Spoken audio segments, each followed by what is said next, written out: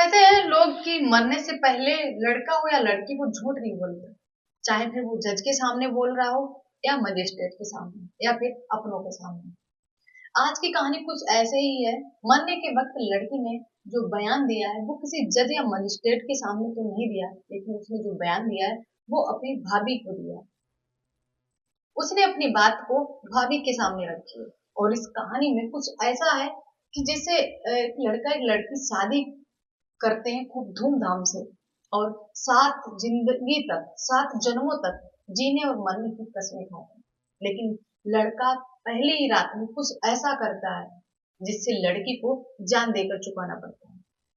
जी हाँ दोस्तों, आज की कहानी कुछ इसी टॉपिक पे आधारित है, तो वीडियो में बताएंगे विस्तार से। लेकिन वीडियो में आगे बढ़ने से पहले आप लोगों से एक छोटी सी रिक्वेस्ट है कि जिसने भी अभी हमारे यूट्यूब चैनल को सब्सक्राइब नहीं किया तो प्लीज सब्सक्राइब कर लीजिए, बेल आइकन को प्रेस कर दीजिए और कमेंट करके जरूर बताना कि वीडियो कैसा है।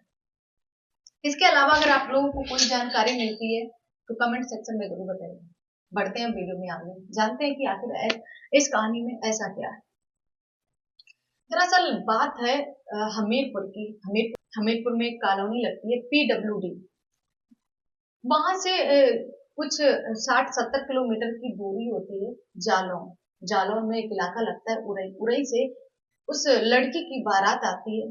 4 फरवरी को बारात आती है, खूब धूमधाम से शादी होती है। दरअसल उस लड़की के माँ बाप नहीं थे, लेकिन भाई ने उसे पाल पोस के बड़ा किया था और बहुत ही अ, लाड़ प्यार में रखा था उसे। और उसकी शादी भी बहुत ही अच्छे घर में कर रहे थे। वो लड़का सॉफ्टवेयर इंजीनियर था। लेकिन उससे शादी हुई जब पंडित मंत्र पढ़ रहा था। फेरे के वक्त जो कस्में दी जाती हैं, पंडित वो उन्हें कस्में भी देता है और 7 जीने मरने की वो लोग कस्में खाते हैं। 7 जन्मों तक एक दूसरे के साथ रहने की कस्में खाते हैं। खूब धूमधाम से शादी होती है। शादी होने के बाद लड़की जब अपने ससुराल जाती है तो जो गांव के लोग थे, मोहल्ले के लोग थे, घर के लोग थे, वो बहुत ही ज्यादा भावुक होकर रोने लगते हैं, क्योंकि उस लड़की पे पहले से ही दुख का पहाड़ टूटा हुआ था। उस लड़की के माँ बाप नहीं थे। उस लड़की की शादी उसके भाई और भाभी ने। एक तरफ लोग रो भी रहे थे और दूसरी तरफ खुशियां भी मना रहे थे, क्योंकि लड़की को तो एक ना एक दिन ससुराल जाना है।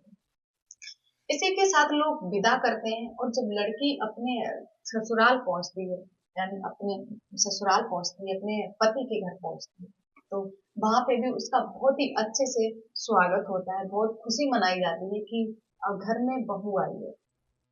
लड़का भी बहुत ज्यादा खुश था। तभी लड़का अपने दोस्तों से कुछ ऐसे गलत राय मशवरा करता है जिसपे उस लड़के को खुद पे जैसे कि भरोसा नहीं था, या उसी टेंशन में आके वो अपने दोस्तों से उस चीज के बारे में पूछता है जो उसे नहीं पूछना चाहिए। जब वो पहली रात होती है, सुहाग रात वाली रात में, जब वो लड़का अपनी पत्नी के साथ पास जाता है शारीरिक संबंध बनाने के लिए, तो वो उसके पास जाने से पहले कुछ ऐसी चीज खा लेता है जिससे उसे नहीं खानी चाहिए। वो ऐसी चीज खाता है जिससे लड़की को जान देकर चुकाना पड़ता है। लड़की के अंदर के सारे पार्ट्स डैमेज हो चुके हैं।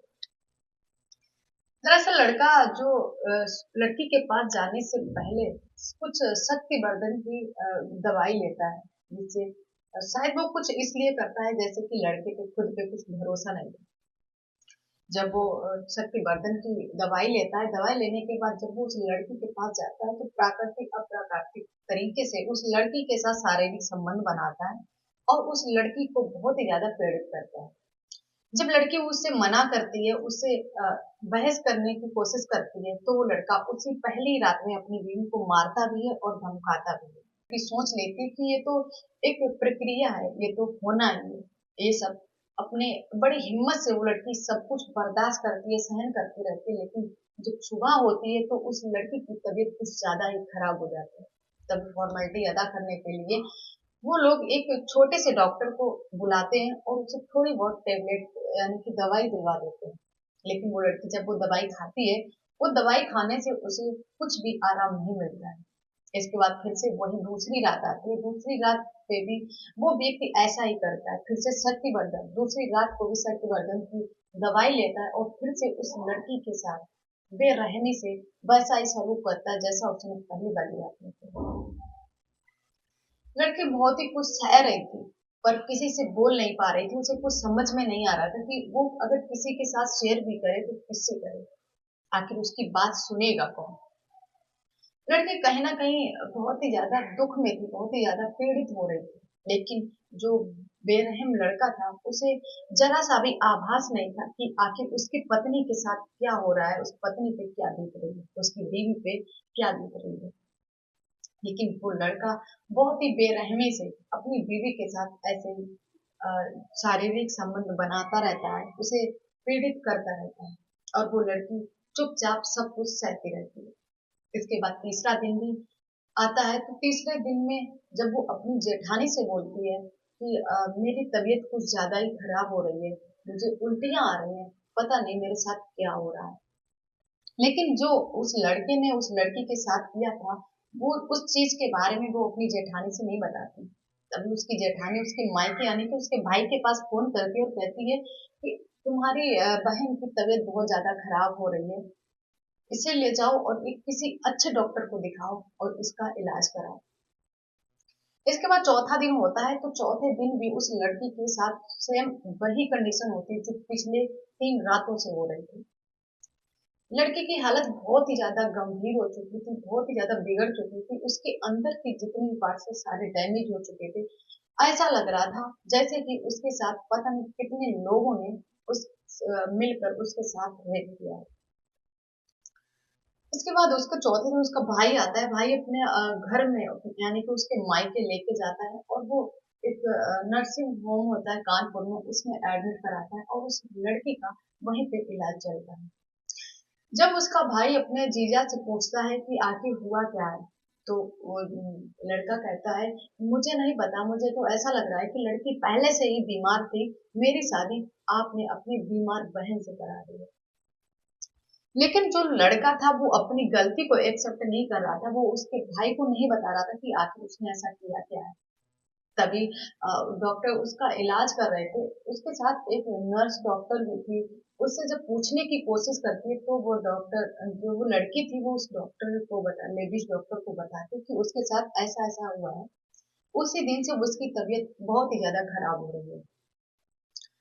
इसके बाद वहां पे बहुत ज्यादा गांव के लोग, मोहल्ले के लोग इकट्ठे हो जाते हैं। आखिर सबको, हर किसी को जानने की बहुत ही शादी हुई थी तब तो लड़की ठीक थी, आखिर ससुराल में जाके उसके साथ ऐसा क्या हो गया जो उसे एडमिट करना पड़ा।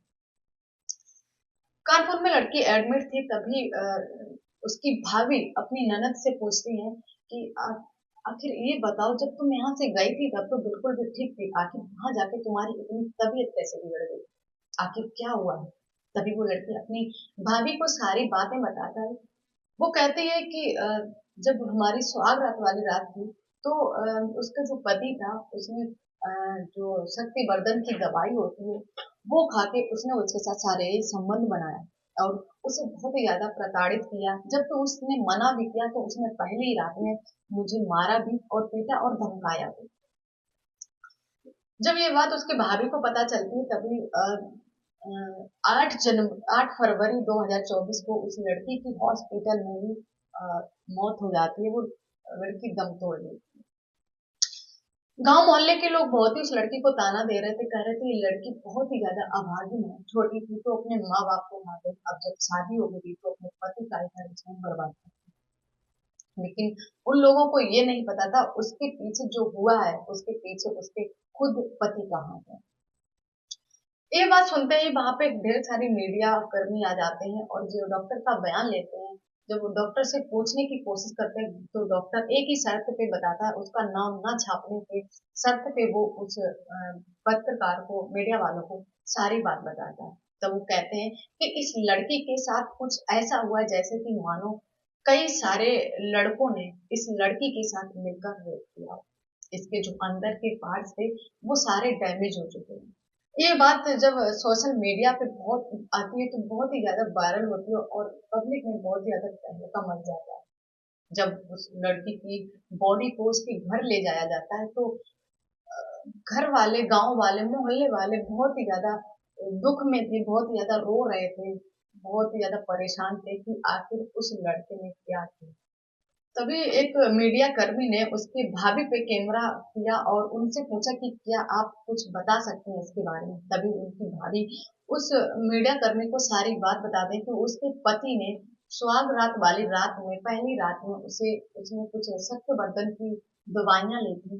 इसके बाद उसके साथ शारीरिक संबंध बनाए, जिससे कि उसे बहुत ही ज्यादा प्रताड़ित किया, बहुत ही जबरदस्ती से सलूक किया गया उसके साथ, बर्दाश्त करने से बाहर हो गया था। तब भी वो लड़की चुपचाप सब कुछ सहन करती रही। इसी वजह से उसके अंदर के सारे पार्ट्स डैमेज हो चुके हैं और इसीलिए उसकी मौत हो गई है। जब ये बात लड़के के सामने रखी गई, जब ये सब चीज लड़के से पूछी गई, पुलिस ने कड़ाई से पूछताछ की, तो उस लड़के ने अपनी गलती ना मानते हुए बोला है कि मुझे तो ऐसा लगता है, मेरी लड़की जिससे मेरी शादी हुई है वो लड़की पहले से ही बीमार थी और मेरी जो शादी इन्होंने बीमार लड़की से करा दी, इसमें मेरा कोई भी दोष नहीं है। हमने ऐसा कुछ भी नहीं किया है जैसे कि मेरी वजह से इस लड़की की मौत हुई है। वो लड़का अपना जुर्म कबूल नहीं कर रहा है। उसका कहने का मतलब यही है कि लड़की पहले से बीमार थी और वो बीमारी के कारण उसकी मौत हुई। आगे क्या होता है, अभी मामला कोर्ट में जाएगा या आपस में ही सुलझा लिया जाएगा, इसके बारे में अभी कोई जानकारी नहीं मिली है। जैसे ही कोई नया अपडेट आता है हम आप लोगों के सामने जरूर शेयर करेंगे।